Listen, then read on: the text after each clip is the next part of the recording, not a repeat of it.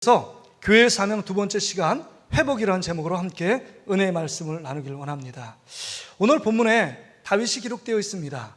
다윗은 모든 사람이 참 좋아합니다. 그 이유가 완벽하기 때문에 좋아하는 것이 아닙니다. 완벽하면 부담스러워요. 완벽하면 옆에서 가까이에서 교제하기 참 부담스럽습니다. 그런데 다윗은 완벽하지 않습니다. 실수도 하고 우리와 같은 수많은 아픔과 고통과 또 위기를 겪은 인물입니다. 그래서 우리들이 참 좋아합니다. 어떤 분들은 생각할까요? 다윗 정도 되면 완벽한 사람이고 우리가 범접하기 힘든 믿음의 거목이라고 생각할 수도 있습니다. 그렇지만 여러분, 정말 그 본문의 내용들을, 하나님 말씀을 자세히 살펴보면 다윗 안에도 많은 연약함이 여러분 갖고 있는 인물이었습니다. 오늘 본문에 보세요. 다윗이 사울의 눈을 피해서 갈 곳이 없었습니다. 정말 이스라엘 전국 방방곡곡에 여러분 정말 정보원들이 숨어 지내고 있었습니다. 그래서 다윗 일행이 여러분 출현하면 그 정보원들이 곧바로 왕궁에 연락을 줍니다. 그래서 특공대 4,000명의 군사들이 다윗 한 사람을 잡아 죽이기 위하여 혈안이 되었던 그 분위기 속에서 다윗이 늘 사울의 눈을 피해서 숨어 다니고 있었습니다. 그래서 다윗이 생각을 했습니다. 정말 이 사울을 피하기에 가장 좋은 방법이 뭘까를 생각하다가 이스라엘 나라의 원수같이 여기는 블레셋에 피하기로 생각을 했습니다. 그래서 사무엘상 27장 1절을 보니까 다윗의 생각이 그 안에 기록되어 있습니다. 다윗이 그 마음에 생각하기를 내가 후일에는 사울의 손에 붙잡히리니 블레셋 사람들의 땅으로 피하여 들어가는 것이 좋으리로다. 사울이 이스라엘 온 영토 내에서 다시 나를 찾다가 단념하리니 내가 그의 손에서 벗어나리라. 이렇게 기록하고 있습니다. 그러니까 여러분, 이방 나라인 블레셋 땅에 가면 이제는 사울이 자신의 생명을 찾는 일을 포기할 것이라 생각에 이른 겁니다. 다윗의 생각은 그것이 가장 정말 사울의 손길에 피하는 상책이고 가장 중요한 비결이라고 생각했습니다. 그래서 다윗이 이제는 블레셋 지역에 5 방백이 있는데 가장 힘 있는 그 지역이 가드 지역입니다. 가드 지역의 아기스 왕에게 가서 자신의 몸과 일행을 맡깁니다. 그리고 내가 여기서 살게 하면 충성을 다하겠습니다. 충성 맹세를 서약합니다.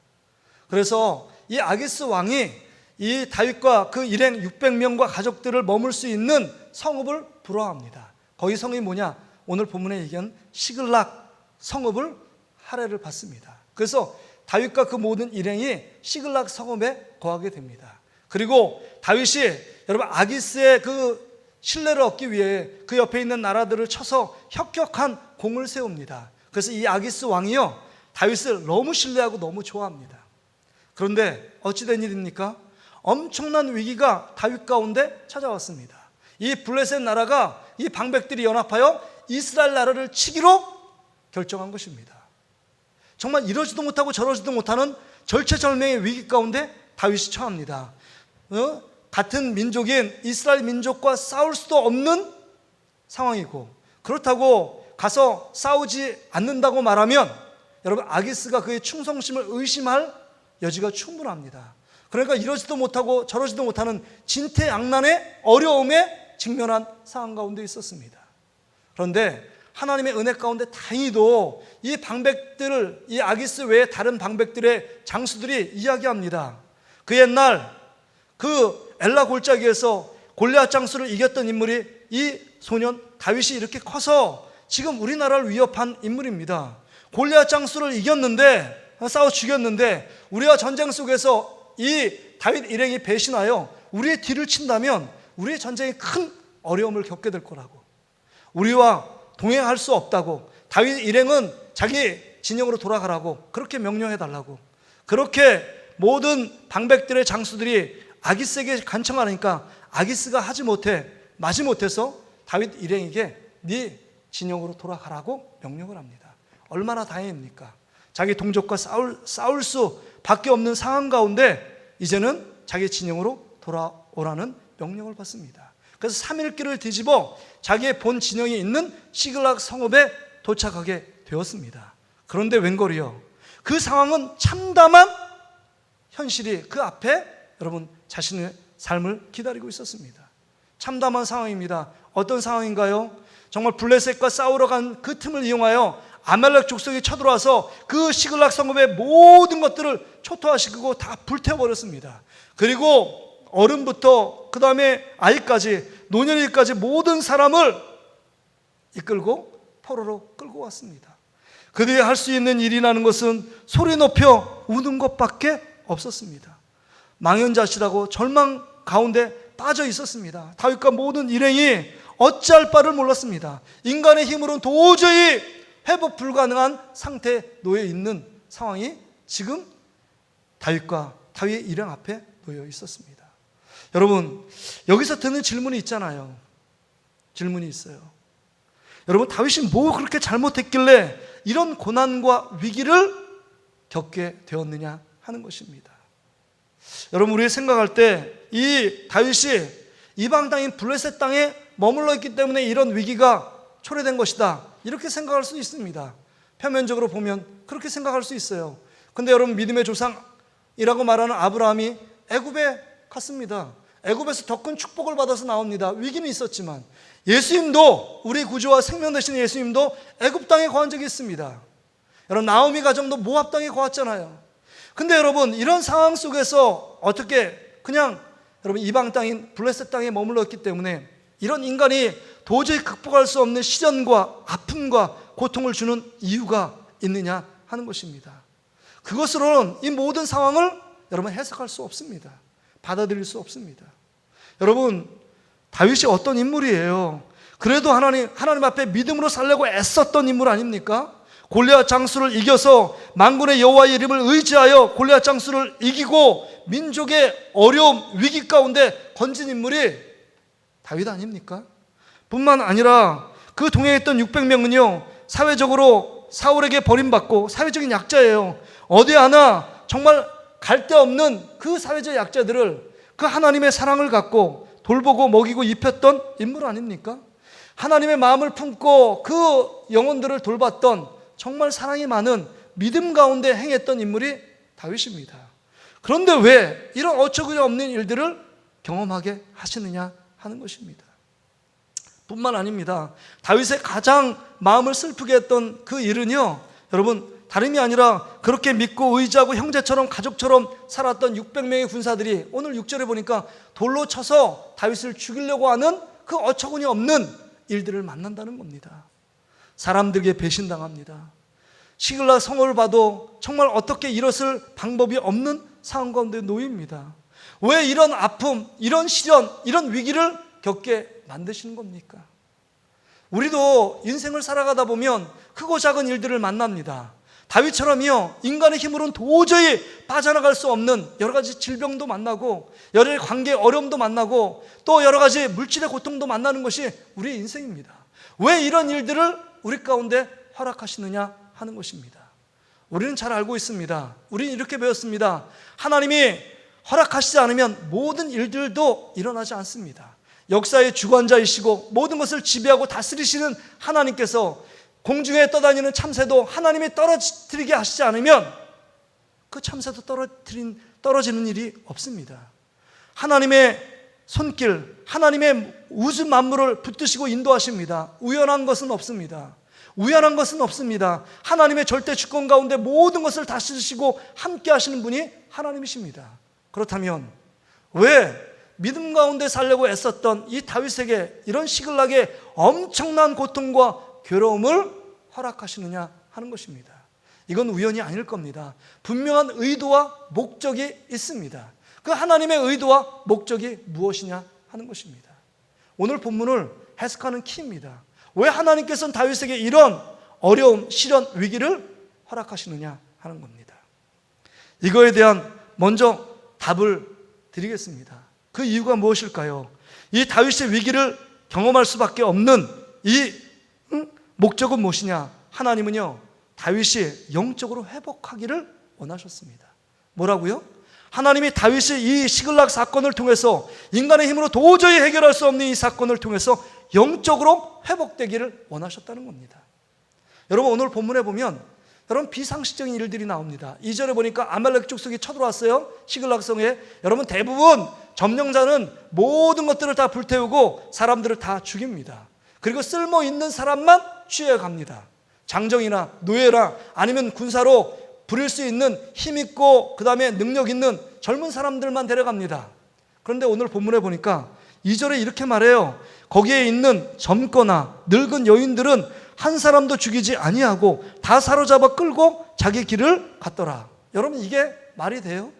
늙은 사람들을 끌고 가면 시간이 지체됩니다. 점령됐던 그 군사들이 다시금 대오를 정렬해가지고 다시금 뒤에 쳐들어온다면 많은 어려움을 만날 겁니다. 아말렉 족속이 그것을 모르겠어요?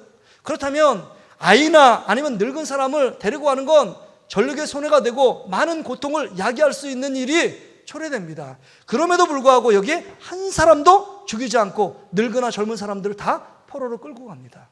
그것은 이유가 있어요. 오늘 본문 우리가 읽지 않았지만 여러분 18절에 보세요. 다윗이 아말렉 사람들이 빼앗아 갔던 모든 것을 도로찾고 모든 것을 도로찾았대요. 한 사람도 죽임을 당한 포로가 한 명도 없었다는 겁니다. 아말렉 손에서 다 도로찾은 겁니다. 19절에도 보세요. 그들이 약탈하였던 것 곧 무리의 자녀들이나 빼앗겼던 것은 크고 작은 것을 막론하고 아무것도 잃은 것이 없이 모두 다윗이 도로 찾아왔고, 지금 두 번씩이나 모든 것을 다 도로 찾았다라고 성경은 분명히 기록하고 있습니다. 여러분 그렇다면 왜 시글락 성읍들 그냥 가만 내버려 두면 되는데 왜 이런 아픔을 줘서 도로 찾게 하는, 결과적으로 아무런 일도 벌어지지 않게 만들었는데 왜 시글락의 고통과 괴로움, 시련과 위기를 하나님이 허락하시느냐 하는 것입니다. 그것은요 다윗 한 사람의 영적인 회복을 위해서입니다. 지금 다윗이 하나님보다 세상을 의지하고 밑바닥의 바닥으로 추락해 가고 있기 때문에 앞으로 다윗은 이스라엘의 2대 왕, 사울을 이어 이스라엘 2대 왕이 되어 하나님 나라를 선포하고 이스라엘 백성 가운데 하나님의 통치와 다스림을 통해서 이 다윗이 신앙으로 회복되어 그 밑에 있는 모든 백성들을 통치하기를 원하셨기 때문에 다윗이 하나님을 의지하는 하나님의 자녀로 세우기 위한 목적이 있었다는 겁니다. 다시 말해서 한마디로 정리하면 이 위기, 이 시련은 다윗 한 사람의 영적인 회복을 위하여 허락한 여러분 시련과 연단이었다는 사실입니다. 그렇다면 본문의 말씀을 통해서 우리가 좀 더 구체적으로 말씀 가운데 더 들어가기를 원합니다. 다윗이 왜 위기를 만났는 원인이 뭘까요? 왜 다윗에게 이런 시련과 아픔이 온 이유가 뭘까요? 그것은요 다윗은 하나님보다 세상의 힘을 더 의지했기 때문입니다. 하나님보다 세상의 힘을 의지했기 때문이에요. 지금까지 다윗이 살아온 것은 하나님의 도우심이었습니다. 수많은 어려움 속에서 하나님만이 다윗의 도움이었고 힘있고 능력이었습니다. 사울의 쫓기는 상황 속에서도요 다윗의 피난처는 하나님이었습니다. 아둘람 굴에서도요, 광야에서도요, 정말 다윗이 쫓기고 생명을 정말 위협받는 그 순간 안에서도 늘 하나님만을 의지하고 하나님께 묻고 간구하며 나갔던 인물이 다윗이었습니다. 그러기에 지금까지 모든 인생은 하나님만을 의지하며 하나님만을 바라보는 인생이었는데 여러분 다윗이 영적인 침체에 빠지니까요 그 한순간에 신앙이 무너집니다. 하나님보다 블레셋 가드왕 아기스를 더 의지하게 되었습니다. 이젠 아기스를 피난처 도피처로 삼고 그 왕이 준 시글락 성읍을 그의 안전지대로 삼아서 그 안에서 평안을 누리고 있습니다. 자기 나름대로 하나님 없이 잘 살고 있습니다. 그런 시간이 무려 대략 한 2년의 세월이 흘러간 것입니다. 하나님을 의지하기보다는 자신의 힘, 자신의 지혜를 의지하고 자신의 처세술, 자신의 정치술을 이용하여 여러분 아기스 품 안에서 그냥 안전하게 잘 살 수 있을 거라 생각했습니다. 여러분 하나님은 그런 다윗을 포기할 수 없었습니다. 영적인 침체 한복판에 있는 다윗을 인간이 도저히 해결할 수 없는 고난과 위기 속으로 몰아가신 것입니다. 인간은요 얼마나 교활한지요, 작은 어려움 주면요 그냥 뒤에 있는 문을 얘기하고 자신의 힘으로 모든 것을 감당하려고 애씁니다. 근데 인간의 힘으로 도저히 감당할 수 없는 문제를 주면요, 모든 건 내려놓잖아요. 그리고 근본적으로 다시 생각을 바꿉니다. 시작합니다. 그래서 정말 이 고난을 통해서 하나님 나라를 실현할 그 이스라엘의 2대 왕으로 하나님이 세우시기 위한 목적을 여러분 가르쳐 주고 있는 것입니다. 여러분, 우리 삶의 위기도 마찬가지입니다. 우리 삶의 위기가 왜 위기가 찾아오고 왜 시련이 찾아오고 왜 환난이 찾아올까요? 하나님을 떠나면 바로 위기입니다. 우리는 하나님의 자녀예요. 여러분, 물고기가 물을 떠나서 생존할 수 없는 것처럼 하나님의 자녀는 하나님을 떠나서 살 수 없는 존재가 우리입니다. 우리가 그렇게 연약해요. 우리는 독립적으로 내 힘, 내 지혜, 내 능력으로 살아갈 수 있는 존재가 아니라는 것입니다. 이게 교만이에요. 하나님 없이도 잘 살 수 있다는 것, 그게 교만이고 그것이 곧 위기를 자초하는 지름길이라는 겁니다. 여러분, 우리는 기억해야 합니다. 하나님을 의지해야 합니다. 하나님께 접붙여 살아갈 때만이 가장 안전하고 복된 인생길이 펼쳐지게 된다는 겁니다. 그래서 요한복음 15장에 보면 우리는 가지예요. 포도나무인 예수님께 접붙여 있지 않으면, 그 예수님을 통해서 우리의 보호함을 받고 영적으로 공급받고 육적으로 공급받지 않으면 우리는 버려진 인생, 사람들이 그냥 그 가지가 떨어지면 허드렛 가지를 그냥 사람들이 밟고 지나갈 수밖에 없는 무익한 존재, 나약한 존재, 연약한 존재가 우리라는 사실을 기억해야 합니다. 그래서 여러분, 이 하나님께서는 이 다윗에게 인간이 감당할 수 없는 시련과 아픔을 통해서 하나님을 만나기를 원하셨습니다. 다시금 하나님을 의지하기를 원하셨습니다. 하나님만을 바라보며 살도록 이런 시련과 아픔과 고난을 허락하시는 이유입니다. 그래서요, 이 고난 앞에서 다윗이 취한 행동을 보세요. 이 감당할 수 없는 이 고난 앞에서 다윗이 어떻게 취합니까? 자신의 잘못을 깨닫습니다. 그리고 백성들과 함께 웁니다. 오늘 본문 4절의 말씀을 보세요. 4절에 보세요. 다윗과 그와 함께한 백성이 울 기력이 없도록 소리를 높여 울었더라. 웁니다. 다윗 옆에 있는 백성들이 우는 이유는 다를 거예요. 아마 자신의 아내, 자신의 부모님, 자신의 자녀들이 생사를 알지 못했기 때문에 그것들이 어떻게 됐을까, 그것 때문에 두려워하고 그것 때문에 괴로움 때문에 눈물을 하염없이 소리 높여 울었을 겁니다. 다윗도 그런 이유가 있겠죠. 두 아내가 사로잡혀 갔습니다.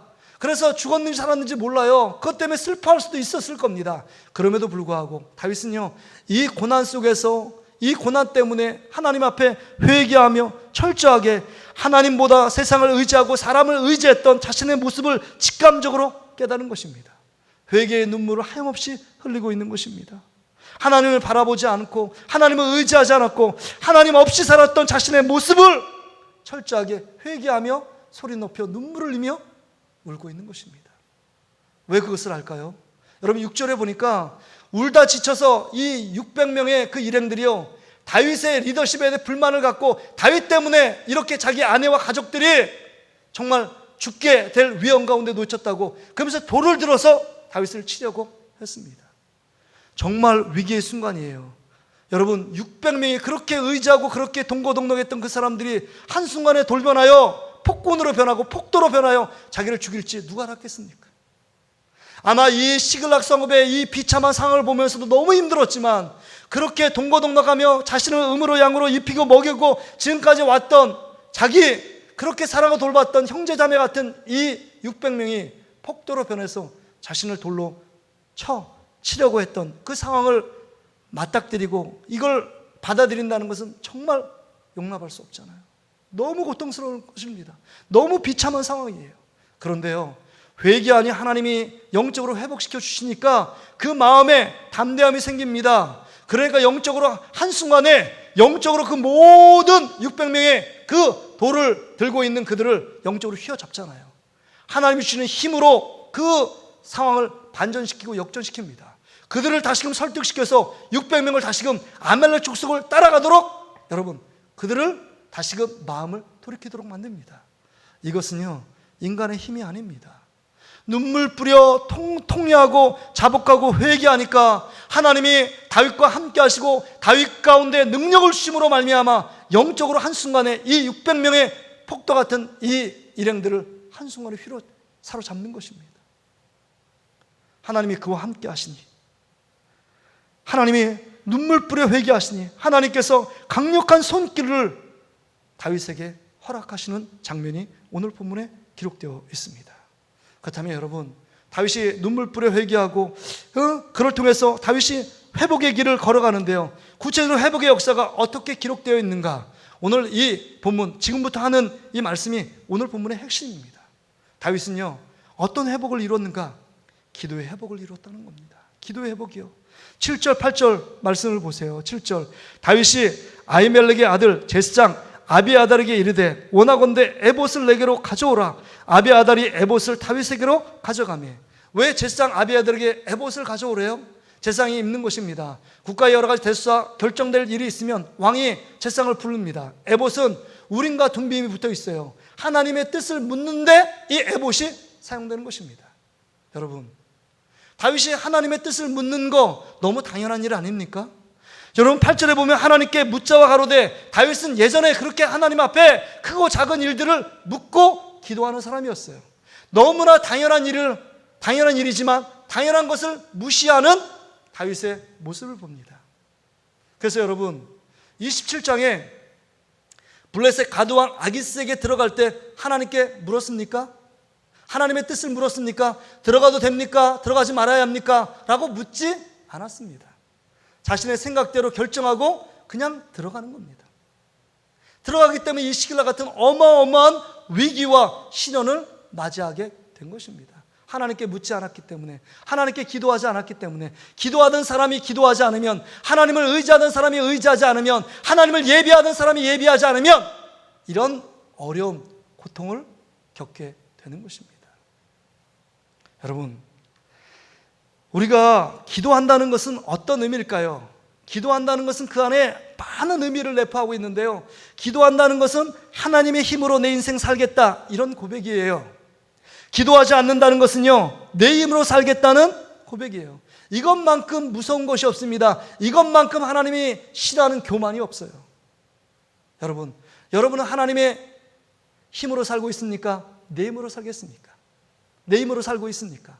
한번 우리 따라 한번 해볼까요? 자, 기도한다는 것은 하나님의 힘으로 사는 것입니다. 기도하지 않는다는 것은 내 힘으로 사는 것입니다. 여러분, 기도하지 않는 건 내 힘으로 사는 거예요. 다윗이 아기스 왕 앞에 들어가서 시글락 성읍을 불화받아서 거기서 안전하게 사는 건 내 힘으로 지금까지 2년여 세월을 살아간 것입니다. 지금까지 다윗이 살아온 인생을 보세요. 여러분, 뭐가 있었습니까? 광야 생활 가운데 뭐가 있었어요? 하나님이 입히시고 하나님이 도우시고 함께 하시는 놀라운 증거로 살아간 주인공이 다윗 아니었습니까? 그런데 하나님께 묻지 않고 이제 기도하지 않고 살아갔던 인물이 이제는 이런 시글락의 엄청난 사건을 통해서 하나님을 만난 것입니다. 나와 함께 하시는 하나님, 내가 잃어버렸던 하나님, 정말 하나님보다 의지했던 모든 것들을 이제 내려놓고 주님께 묻고 기도하며 나가는 것입니다. 여러분, 이 사건은 다윗에게 일생일대 아마 그 마음속의 중심에 자리매김하고 있었을 겁니다. 그리고 그 이후에 다윗이 늘 하나님께 기도하는 사람이었습니다. 크고 작은 전쟁이 있을 때 하나님, 내가 이것을 칠까요? 그럼 쳐라. 그럼 치면 승리했습니다. 내가 다시금 칠까요? 그러니까 이제는 앞에서 치지 말고 뒤에서 복병하여 치라, 이렇게 말씀하시고 그 말씀에 순종하여 나갈 때 이 다윗에게 백정백승하는 하나님의 놀라운 축복과 기적을 맛보게 하셨습니다. 성경 어느 곳 하나에도 다윗이 전쟁에 졌다, 그런 기록이 없습니다. 다윗의 능력이 많아서요, 전략 전술이 뛰어나서요, 무기가 너무 강력한 무기를 소유하고 있기 때문에요, 그거 아니었습니다. 하나님께 뜻을 묻고 하나님께 엎드려 기도할 때 하나님께서 응답하셨고, 그 응답의 결과로 순종할 때 하나님의 놀라운 기적을 맛보게 하셨습니다. 다윗이 지금까지 인도하신 것은 하나님의 뜻을 묻고 하나님께 기도했기 때문에 하나님 그 삶을 붙들고 인도하신 겁니다. 그런데 사무엘상 27장 이후로 기도가 사라졌어요. 27장 이후로 기도했다는 내용이 한 구절도 기록되어 있지 않습니다. 하나님을 잃어버립니다. 엎드린 것을 잃어버려요. 여러분, 너무나 당연한 것을 잃어버립니다. 우리가 기도해야 될 때 기도하지 않으면 여러분, 하나님께서 강제로 여러분을 엎드리게 하세요. 예배 드려야 할 때 예배 드리지 못하면 여러분 모든 삶을 다 정리하게 만드시고 하나님께 예배할 수 있도록 억지로 만드십니다. 하나님이 억지로 여러분의 삶을 정말 엎드리게 만들기 전에 하나님께 예배자로, 기도하는 자로 엎드려야 합니다. 성경은 이것을 이야기하고 있는 것입니다. 여러분, 기도하면 반드시 응답이 있어요. 그래서 여러분, 오늘 8절에 보니까 다윗이 여호와께 묻자와 이르되 내가 이 군대를 추격하면 따라잡겠나이까 하니 여호와께서 그에게 대답하시되 그를 쫓아가라. 내가 반드시 따라잡고 도로 찾으리라. 그렇게 하나님이 응답하십니다. 그 말씀의 응답을 품고 다윗이 딱 부솔 시내로 넘으려고 하는데요, 600명 중에서 200명이 그 이스라엘에서 3일 동안 길을 뒤집어 왔기 때문에 너무 지친 겁니다. 그러면서 나는 포기합니다. 나는 갈 수 없습니다. 200명, 그 600명의 군사도 너무 적은 숫자인데 3분의 1이 포기해버립니다. 여러분, 모든 전쟁은요, 전쟁의 전략 전술도 뛰어나야 합니다. 무기도 되게 좋아야 합니다. 지휘관도 출중해야 합니다. 그런데 그것보다 더 중요한 건 뭔지 아세요? 아무리 적은 병사가 있을지라도 사기가 떨어지면요, 그 전쟁은요 패할 수밖에 없어요. 근데 함께 동력하고 지금까지 600명이 함께 왔는데 200명이 못 간다고 포기하고 그냥 들어 누운 겁니다. 부솔 시내를 넘지 않겠다고 그들이 그냥 때를 쓰는 거예요. 여러분, 다윗은요 그때 얼마나 마음이 실망했겠어요. 얼마나 400명의 사기가 여러분 바닥에 떨어지지 않았겠습니까? 그럼에도 불구하고 낙심하고 절망하지 않습니다. 왜요? 하나님의 응답이 있잖아요. 지금까지 군대의 숫자로 싸운 적이 없잖아요. 하나님은 한 명 다윗을 통해서도 하나님은 모든 만물을 통치하고 지배하고 다스릴 수 있는 능력이 하나님께 있잖아요. 그러기에 여러분, 400명의 군사를 갖고 낙심하지 않고 하나님의 응답이 있어요. 도로 찾겠다는 분명한 응답이 있었기 때문에 갑니다. 가잖아요. 기도하면 이런 응답을 받습니다. 기도하면 이런 마음의 용기와 담대함이 생깁니다. 기도하면 하나님만 의지하고 세상의 환경, 절망적인 상황 별로 보이지 않습니다. 하나님만 더 크게 보이는 거예요. 바라기는 우리 사랑하는 모든 성도들, 영적인 위기에 직면했습니까? 삶의 위기 가운데 봉착했습니까? 기도를 회복하는 저와 여러분 되시기를 주의 이름으로 축복합니다. 두 번째는요, 다윗이 뭘 회복하는지 아세요? 한 영혼의 사랑을 회복합니다. 여러분, 아말렉을 쫓아가요. 한시가 급한 상황입니다. 근데 기진맥진하는 한 소년을 만나게 됩니다. 그 소년을 물어보니까 애굽 소년이래요. 3일 전에 아말렉 그 주인이 자기를 병들었다고 버렸다는 거예요, 길에요. 그러니까 병들고 3일 동안 물도 마시지도 않고 양식도 없으니까 그 안에서 거의 죽어가는 겁니다. 기진맥진해요. 여러분, 여기서 잘 생각해 보세요. 지금 이스라엘 군대 진영, 다윗과 400 군사들이 지금 아말렉 족속을 향해 따라갑니다. 상식적으로 생각해 보세요. 1분 1초가 정말 다급해요. 너무 황급한 시간 아닙니까? 자기의 가족들이, 자기의 아내들이, 자녀들이 어떻게 될지 몰라요. 시간을 지체하면 그 포로된 중에 죽임을 당할 수 있는 위험천만한 일들이 생길 거 아닙니까? 그렇다면 지금 볼품없고 하찮은 지금 애굽 소년에게 관심과 사랑을 표현하다가 그 시간 지체에서 정말 살릴 수 있는 가족들을 죽음으로 몰 수 있잖아요. 여러분 같으면 애굽 소녀, 기진맥진해서 길거리에서 거의 죽어가는 소녀에게 관심 갖고 사랑하고 그 다음에 물을 주고 양식을 주겠습니까? 저도 자신이 없어요. 목적 중심으로 향하여 쫙 갑니다. 자기 가족이 더 중요하지. 지금 옆에 있는 애굽 소녀, 이 하찮은 사람에게 시간을 낭비할 시간이 없잖아요. 지금 자기 아내, 부모님이 생사가 지금 기로에 있는데 생사도 불분명한데 지금 한 소년, 애굽 소년, 그것도 애굽 소년입니다. 이스라엘 소년이 아니에요.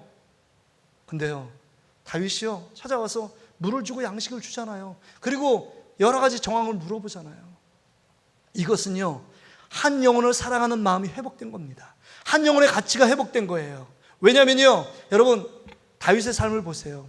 하나님의 은혜가 임했을 때 자기도 사울에게 쫓겨서 살 수 없는 지경이에요. 자기 몸 하나 건사하기 힘들어요. 그럼에도 불구하고 사울에게 쫓겨가지고 정말 살 수 없는 그 정말 유리 방하는 약자들을요, 한 사람 한 사람씩요 자기 가족처럼 먹이고 입히고 재우고 키웁니다.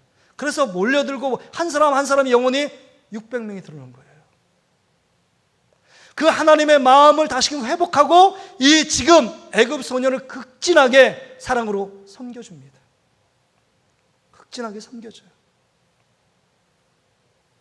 여러분, 우리가 영적으로 회복됐는지 그 바로미터, 그 분별하는 척도가 뭘까요? 제가 분명히 말씀드릴게요. 여러분이 진짜 영적으로 회복되고 영적으로 충만하다 그러면요, 기준이 있어요. 그것은요, 한 사람에게 관심이 있습니다. 돈, 물질, 상황, 어떤 내가 소유에 관심 있는 것이 아니라 사람에게 관심을 두고 한 영혼에게 관심을 두면 그분은 영적으로 충만한 상태예요. 어떤 사람은 영적으로 충만해서 정말 기도하던 분들이 기도하고 예배하는 분들이 예배한다. 그것도 영적으로 충만한 어떤 특징이라고 말할 수 있어요.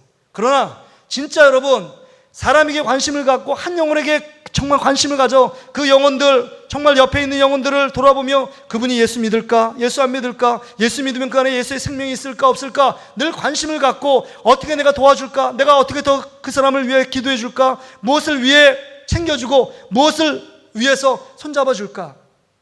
그런 생각하는 사람, 이 영적으로 회복되어 충만한 사람의 특징입니다.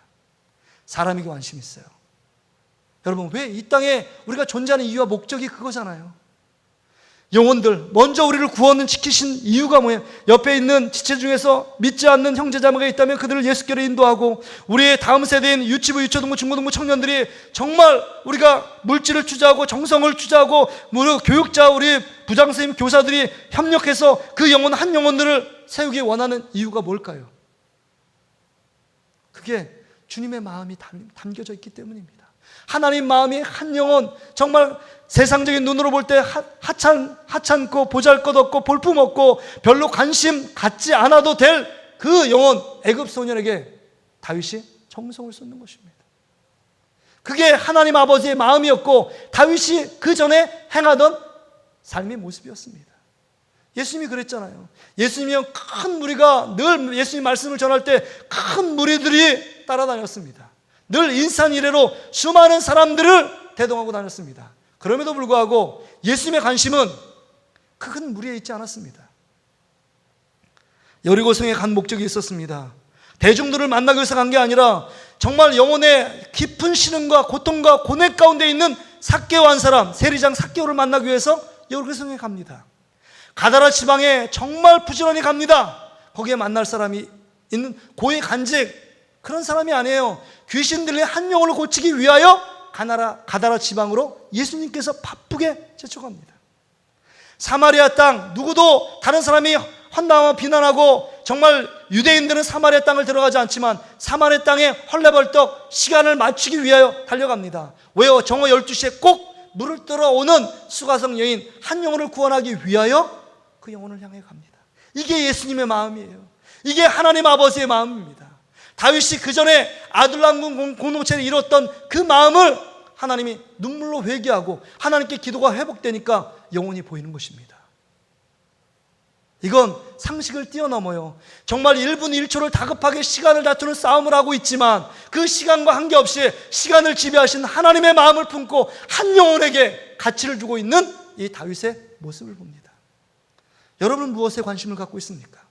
사람에 관심이 있습니까? 아니면 영혼에 관심이 있습니까? 아니면 여러분 물질, 세상의 소유, 내가 갖고 있는 진귀한 보물에 관심이 있습니까? 바라기는 오늘 말씀처럼 영혼에 관심을 갖는 저와 여러분 되시기를 주의 이름으로 축복합니다. 그래서 여러분, 하나님 앞에 이렇게 보잘것없고 하찮고 볼품없는 이 애굽 소년에게 관심과 사랑을 가지니까 하나님의 놀라운 일들이 일어났습니다. 하나님의 놀라운 일들을 계획해요. 이 애굽 소년이 본질에 있는 아말렉 진을 가르치는 가이드로 역할을 합니다. 아마 이 애굽 소녀가 없었다면 아마 이 일들이 순적하게 진행될 수 없었을 거예요. 수많은 시간이 걸려서 시행착오를 걸려서 애굽 아말렉 족속의 본진을 들어갔을 겁니다.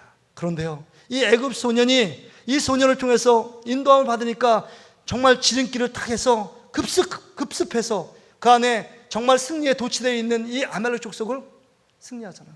새벽까지 칩니다. 이런 놀라운 일이요. 한 영혼이 그래서요, 하나님의 놀라운 일들을 이룰 수 있다는 겁니다. 한 영혼이요. 한 영혼이 위대한 일을 할 수 있어요. 우리 주일학교 한 영혼이 변화되면요, 바울처럼 다윗처럼 솔로몬처럼 요셉처럼 쓰임받는 인물로 키울 수 있습니다. 그 영혼이 자라면요, 나라를 구원하고요, 이 신림동 일대를 뒤집어 놓는 한 영혼이 될 수 있다는 것입니다. 그러게 여러분, 우리의 눈을 다른 것에 높이지 말고 우리 안에 옆에 있는 형제 자매, 지치고 낙심된 영혼들을 어떻게 세울까? 내가 어떻게 도와줄까? 더 그 기도 제목은 뭘까? 무엇 때문에 고통당할까? 무엇 때문에 아픔과 신음 가운데 있을까? 그것을 위해 관심을 가져야 합니다. 많은 영혼이 아닙니다. 여러분에게 주어진 여러분의 자녀 영혼들, 손주 손녀들의 영혼들을 위하여 기도해야 합니다. 영혼들의 관심을 가져야 합니다. 여러분 자녀들에게 무엇을 남길 것입니까? 물질을 남기고 유산을 남기는 것이 아니라 여러분의 기도를 남기고 여러분의 믿음을 남겨줘야 합니다. 여러분의 사랑을 남겨주면 그 사랑은 씨가 그냥 떨어지는 것이 아니라 여러분, 하나님의 사랑은요 가만히 있지 않아요. 씨가 자라고 열매가 맺고 꽃을 피우고 하나님의 놀라운 역사를 이루게끔 되어 있다는 겁니다. 그러게 여러분, 다시금 우리가 영혼을 사랑하는, 한 영혼을 사랑하는 그 영혼이 회복되는 저와 여러분 되시기를 주의 이름으로 축복합니다.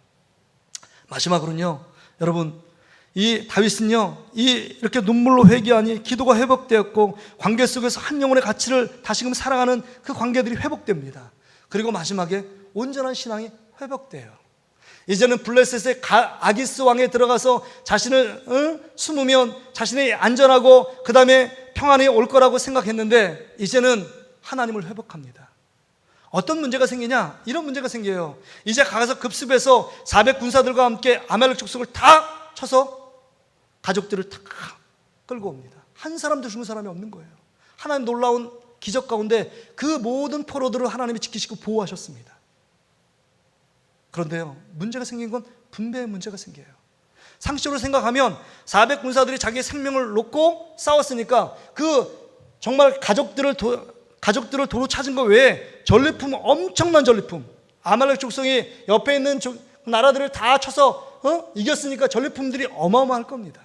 쌀부터 시작해서 어마어마한 양식이 많을 거예요. 그 전리품을 취하오는데 400용사들이 얘기하는 거예요. 다윗에게, 다윗 장수여, 우리가 힘으로 생명을 걸고 싸웠으니까 우리들만 이 전리품을 나누는 것이 합당하다고. 여러분 어떻게 생각하십니까? 이거 맞는 말 아니에요? 여러분 아침부터 열심히 일해서 저녁까지 열심히 일했는데 여러분 그 싹을 판판이 돌고 아무것도 안 한 사람하고 나누고 싶겠습니까? 부솔 시내를 건너지 않은 200명, 힘들다고 지쳤다고 오지 않은 그 200명과 함께 600명 분을 여러분 나누자고 생각하겠습니까? 아니면 우리가 수고했으니까 우리만 수고한 사람들끼리만 나누는 것이 공평하다고 생각하겠습니까? 우리 생각은 상식에 머물러 있어요. 400명 그 수고하고 애쓰고 생명을 바쳐서 헌신했던 그 사람들은 나누자고 말하는 것이 상식에 맞을지도 몰라요. 그런데요, 다윗이 신앙이 눈물로 회개하고 하나님께 기도하니까 신앙이 회복됐어요. 하나님이 하신 거라고 고백하지 않아요? 여러분 본문 23절 말씀 한번 보세요. 23절, 우리 23절 성경 없는 분 화면을 보세요. 같이 한번 읽어볼까요? 시작. 다윗이 이르되 나의 형제들아, 여호와께서 우리를 보호하시고 우리를 치러 온 그 군대를 우리 손에 넘기셨은즉 그가 우리에게 주신 것을 너희가 이같이 못하리라. 지금 뭐라고 얘기합니까? 야, 니들이 열심히 수고해서 아말렉 족속을 점령하고 승리한 거 그거 아니라는 거예요. 하나님이 우리를 보호하셨고 이 군대를 이기게 승리케 하신 것은 하나님이 하신 일이다 라고 지금 고백하는 것입니다. 너희들 수고했지만 수고에 앞서서 하나님이 모든 승리를 주시도록 하나님의 손길이 있었다. 그러기에 부솔 시내에서 200명 그들과 우리 600명이 함께 24절에 보니까 함께 동일하게 같이 분배하는 것이 마땅하다. 지금 전쟁을 이기게 하신 것도 하나님이요, 지금도 인도하신 분도 하나님이다. 앞으로 우리 삶에 인도하실 분도 하나님이야. 너희들의 수고, 인간의 힘만이 있었던 게 아니라고 말하는 겁니다. 다윗이 얘기해요. 이제 하나님이 모든 것을 하셨다고, 우리를 보호하셨고 우리를 승리케 하셨고 이 고난 중에서, 이 위기 속에서 우리를 건지셨다고 하나님 앞에 고백하는 다윗의 신앙이 회복되는 것을 보게 됩니다. 그렇습니다. 신앙의 회복은요, 삶의 회복으로 나오는 것입니다. 여러분 가운데 위기, 어려움이 직면해 있습니까? 여러분, 하나님 앞에 영적으로 회복되고 신앙이 회복되면 여러분의 삶이 회복되는 것입니다. 하나님 관계가 온전히 회복되면, 하나님 앞에 맡긴 담이 다 뚫리고 회복되면 우리 수평적인 세상적인 일들이 여러분 다 회복되는 놀라운 역사가 있습니다. 그 역사는요, 인간의 어떤 상상으로 여러분 아닙니다. 하나님이 정말 주시는 놀라운 축복은요, 인간이 받지 못하고 인간이 경험해 보지 못하고 인간이 듣지 못한 하나님의 엄청난 축복들을 예비해 놓고 기다리신다는 사실을 기억해야 한다는 것입니다. 말씀을 정리하며 사랑하는 성도 여러분, 지금 고난과 위기 앞에 서 계신 분이 있지 않으십니까? 그 위기가 혹시 하나님을 의지하는 분들이 자신의 생각을 앞세우고 있지는 않으셨습니까? 예수님께 늘 기도하던 분들이 이제는 자신의 머리를 믿고 살아가고 있지는 않으십니까? 하나님의 도우심 없이는 살 수 없다고 그렇게 주님 붙들며 살아갔는데 이젠 세상 것을 붙들며 그것이 전부인 것처럼 살아가고 있는 우리의 모습들은 아닙니까? 하나님께 기도하고 찬양하고 예배하는 그 기쁨을 누렸던 분들이 이제는 하나님이 전부가 아니라 돈만 바라보고 돈만 붙들고 살아가는 우리의 모습들로 전락했기 때문에 우리 안에 위기와 우리 안에 시련이 찾아오게 된 것입니다. 그런데 여러분, 더 큰 놀라운 충격은 뭔지 아세요? 이렇게 다윗처럼 하나님을 떠나고 하나님을 의지하지 않고 하나님을 바라보지 않던 그 상태에 그냥 머물러 방치하고 내버려 두지 않는다는 것입니다. 하나님은 우리를 끝까지 다윗처럼 사랑하십니다. 끝까지 사랑하세요. 우리의 영혼 한 영혼을 절대로 포기하지 않으시는 분이 우리 하나님이십니다. 그러기에 그 사랑을 예수님이 십자가를 통해서 보여주셨잖아요. 우리를 사랑하시는 증거로 예수님이 십자가에서 그 생명을 죽이시기까지 우리를 구원하기 위하여, 우리를 다시금 영적으로 회복시켜 주시기 위하여 십자가에서 하나님의 아들 예수님을 죽이시고 내어주신 것입니다. 다윗을 포기하지 않으시고 고난과 위기를 통해서 깨닫게 하시고 삶을 회복해 주신 것처럼 이제는 우리도 하나님께 돌아와야 합니다. 우리의 관심이 세상이 아니라 우리의 삶의 중심에 하나님 예수 그리스도 성령님을 두어야 합니다. 이 코로나19 정말 이 4차 대유행이 진행되는 이 한복판에서 우리의 소망은 하나님이십니다. 우리를 두렵게 만드는 것은 코로나균이 아닐지도 몰라요. 우리의 신앙이 떨어져서 더 사람을 의지하고 더 세상을 의지하며 바라보며 달려가는 우리의 삶의 모습이 더 위험천만한 일입니다. 하나님이 우리의 유일한 해답이고 우리의 유일한 여러분 모든 문제를 해결할 수 있는 힘입니다. 신앙의 회복이, 영적인 회복이 우리의 문제를 해결하는 키, 열쇠요, 핵심입니다. 영적으로 회복되어야 합니다. 영적으로 회복되지 않았기 때문에 코로나19가 여전히 기승을 부리고 있는지도 모릅니다. 우리에게 더 영적으로 정신 차리라고, 하나님을 찾는 사람은 더 찾으라고, 하나님께 기도하는 사람을 더 기도하고, 하나님을 더 사랑하는 사람은 더 사랑함으로 반응하라고 이런 고난과 시련과 역경을 허락하고 있는지도 모릅니다. 여러분, 그러기에 다윗에게 있어서 시그락 사건은 위기로 끝난 것이 아닙니다. 잘 보세요. 이 시그락 사건, 인간의 힘으로 도저히 해결할 수 없는 전혀 불가능한 상황 가운데 놓이겠지만 이 사건을 통해서 다윗의 영성을 회복시키는 기회였습니다. 이게 하나님의 사랑 아닐까요? 다윗의 영성을 더 단단하게 하고 더 깊게 하는 시간이었습니다. 이 위기 속에서 손해본 것보다 더 큰 축복들을 받아 누릴 수 있는 반전의 시간이었고, 하나님이 다윗과 함께 있다는 사실을 철저하게 경험하는 시간이었습니다. 그런데 여러분, 하나님은 때때로 우리를 징계하십니다. 우리를 고난, 시련, 역경으로 몰아가실 때가 있다는 겁니다. 왜 그럴까요? 우리를 힘들게 만들고 그 고통 속에 죽게 하시는 것이 하나님의 목적일까요? 아닙니다. 우리를 사랑하시기 때문에 징계와 연단을 허락하시는 겁니다. 그러게 여러분, 고통 중에 다윗이 눈물로 회개하며 하나님께 돌이켰습니다. 하나님을 바라봤습니다. 하나님을 의지한 것입니다. 우리도 그 다윗의 눈물을 보시고 위기와 절망과 낙담 중에 위로하여 주시고 용기와 힘을 허락해 주셨습니다. 그래서 하나님의 놀라운 기적을 맛보게 하셨고 모든 것을 도로 회복하고 그거 손해본 것보다 더 많은 것들을 취할 수 있도록 하나님께서 축복해 주셨습니다. 이것이 하나님의 사랑입니다. 이것이 하나님의 말할 수 없는 사랑입니다. 우리도 하나님의 사랑을 잊지 말아야 합니다. 하나님의 사랑으로 돌아가야 합니다. 그 십자가의 사랑으로 돌아가야 합니다. 그 십자가 은혜로 회개해야 합니다. 포기하지 않으시는 하나님의 사랑의 품으로 돌아가야 합니다. 탕자가 그 아버지 품으로 돌아가기로 결단하며 돌아갈 때 그 모든 신분이 회복되었던 것처럼 우리도 하나님께 돌아갈 때, 영적으로 회복될 때 우리 영혼이 살 수 있습니다. 하나님의 사랑이 우리를 영적인 침체에서 회복시킬 수 있습니다. 하나님의 사랑을 바라보며 지금 우리도 다윗처럼 울어야 할 때가 지금입니다. 우리는 지금 우리의 영적인 상태를 바라보면서 울어야 합니다.